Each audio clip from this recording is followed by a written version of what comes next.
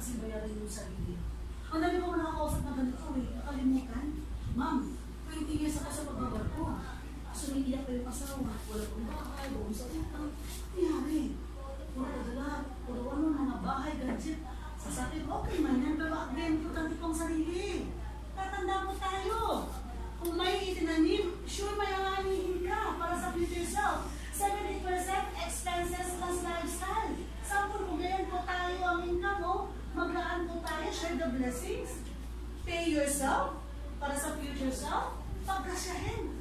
Puro naman tayo ng manok to, tama po? Tama.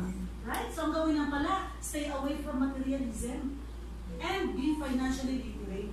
Kasi pag nasa IMG community ka, mababago talaga yung pananaw mo. Dati kasi, wala akong ipon, sir. Kasi mga kaibigan ko, mga spenders. Mga si Ferris Pie, paramihan ng credit card, isang credit card, gano'ng katatlo, 5 ako.